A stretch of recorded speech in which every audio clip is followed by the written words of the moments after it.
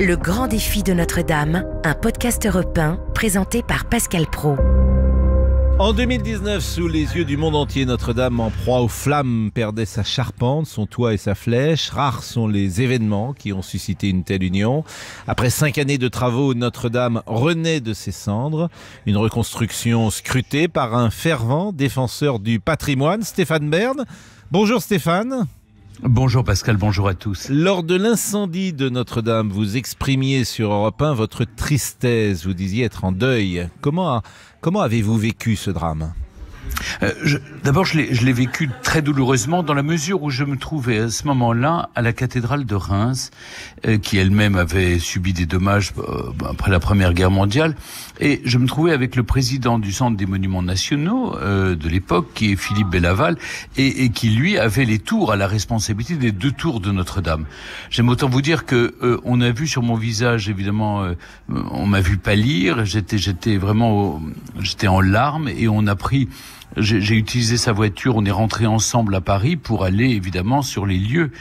Et la sidération, la colère, l'impuissance, on est passé par toutes ces émotions, parce qu'évidemment, Notre-Dame, c'est le livre d'histoire de la France.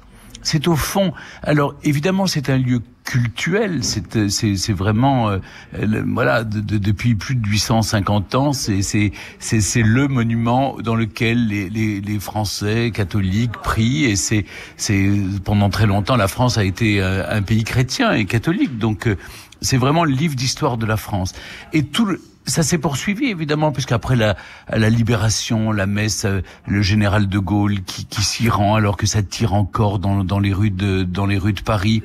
Puis ensuite, il y a les obsèques du général de Gaulle. Bref, les grands événements de notre histoire se sont déroulés à Notre-Dame. Donc, ce qu'il faut rappeler, c'est ça, c'est que c'est le livre d'histoire de la France. Et puis, on a pleuré pendant quelques jours, et 2 jours après, eh bien, autour du président de la République, on a essayé il y a eu une réunion importante pour la reconstruction de Notre-Dame.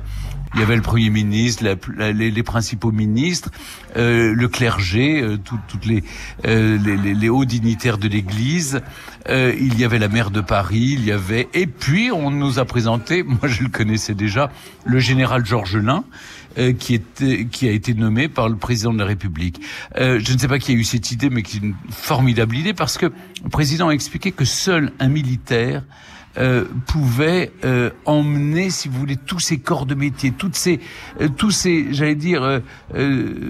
régiments à la fois les corps de métier, mais les corps de l'État, pour qu'on lance vraiment la reconstruction de Notre-Dame. Plus de 800 millions d'euros ont été récoltés en moins de 48 heures. Est-ce que cet élan de solidarité vous a étonné, Stéphane ? J'ai compris que Notre-Dame représentait quelque chose au-delà des mots, au-delà de l'image qu'ont les Parisiens ou les touristes de venir à Notre-Dame. C'est, vous voyez par exemple, les dons, c'était jamais dans l'histoire d'un événement, il y a eu autant de petits dons. Il faut imaginer qu'il y a eu 300 000 petits dons. Et à telle enseigne d'ailleurs que, pour l'anecdote, c'est quand on a annoncé que les dons devaient être faits pour la Fondation Notre-Dame, la Fondation du patrimoine ou le Centre des Monuments Nationaux, enfin bref, il y a quelques fondations, il y en a 4 qui ont été habilitées à recevoir les dons pour la reconstruction de Notre-Dame. Des gens n'ont pas eu confiance, alors ils m'ont envoyé à moi des billets de 10 €. Donc j'ai appelé après Monseigneur Ribado-Dumas en lui disant, écoutez Monseigneur, je suis très embêté, je reçois des dons pour la cathédrale. Il m'a dit, bon, gardez le liquide, faites un chèque, etc. On attestera avec les lettres dedans. Les gens me disent, on a confiance en vous. On veut que l'argent aille pour Notre-Dame. Ce qui est formidable, c'est un élan de générosité incroyable. Et moi, j'en profite pour remercier les Français qui se sont mobilisés. Parce que justement, ça les touchait au cœur. Ça nous touchait au cœur.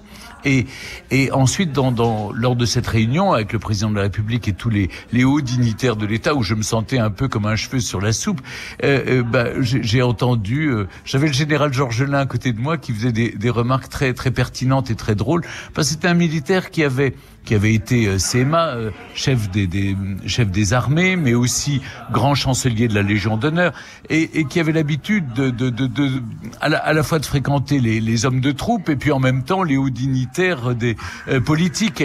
Et donc ça a été très intéressant d'être au plus près et de voir comment cet homme a réussi à fédérer toutes les énergies pour que le miracle ait lieu.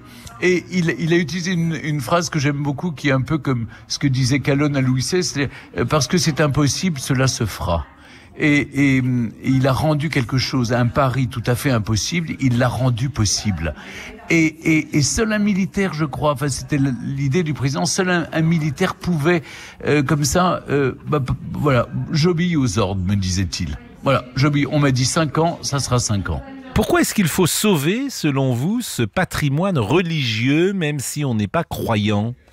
Même si on n'est pas croyant, le patrimoine religieux, c'est la carte d'identité de la France. C'est-à-dire, on est du lieu où l'on vit.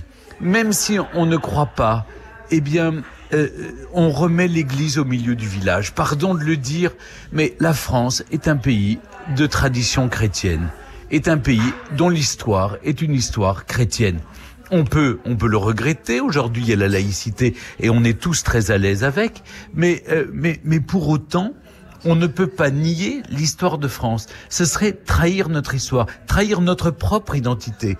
Et d'ailleurs, à telle enseigne que chaque fois qu'on me demande de sauver le patrimoine en péril avec la mission qui m'a été confiée par le chef de l'État, eh bien, tous les maires m'écrivent en disant « j'ai la responsabilité de mon église, je n'arrive plus à assumer les frais d'entretien de mon église ». Mais on a sauvé aussi avec la mission des temples protestants, parce qu'il y a aussi une histoire du protestantisme en France, à la fois dans les Cévennes, mais c'est dans l'ouest de la France, dans l'est aussi.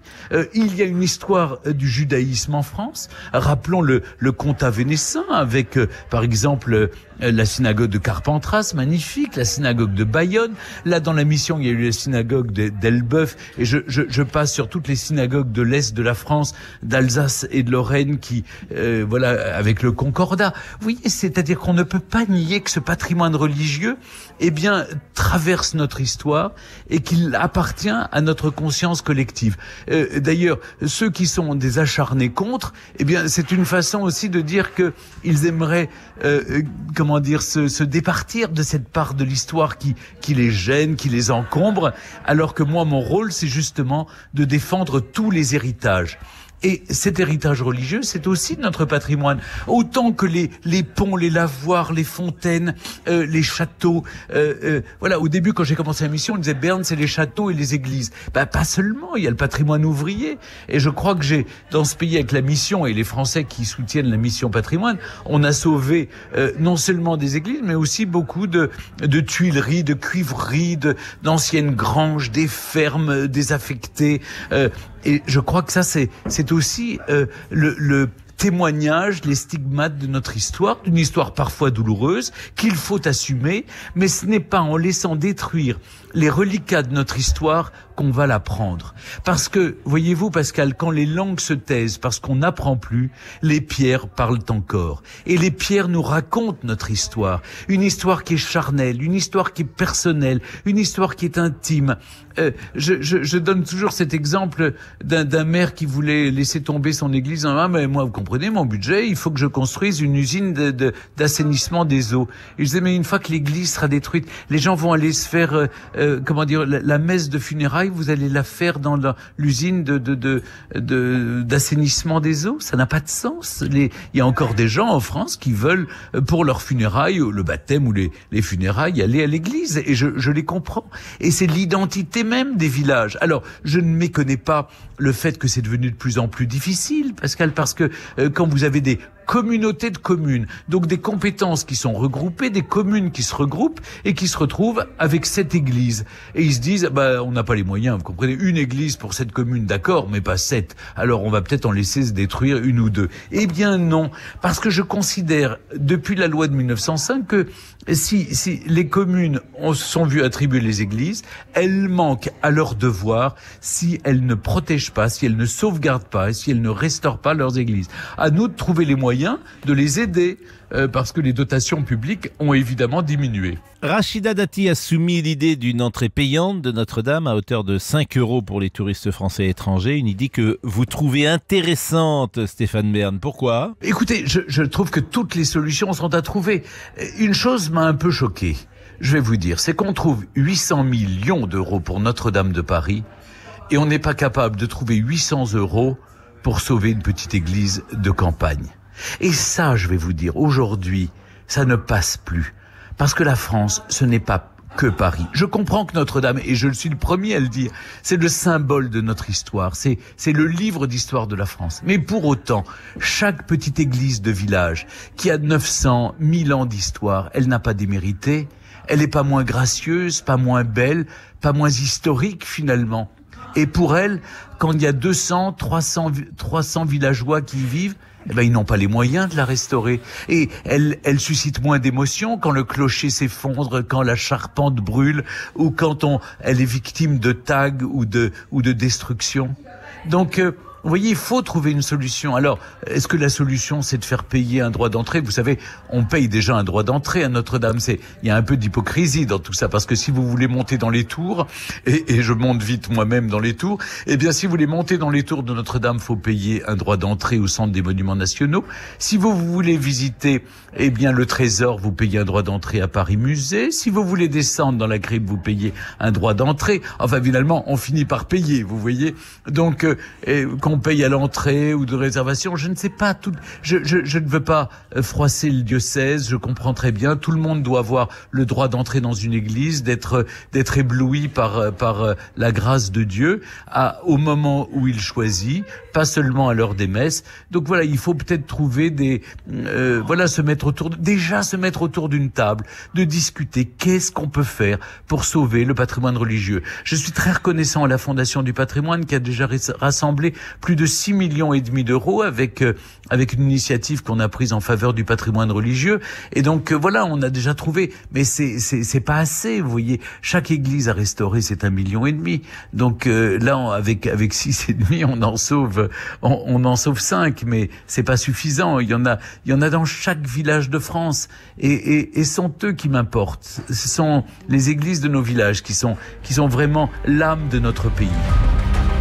Vous venez d'écouter Le Grand Défi de Notre-Dame, un podcast européen au cœur de l'actu.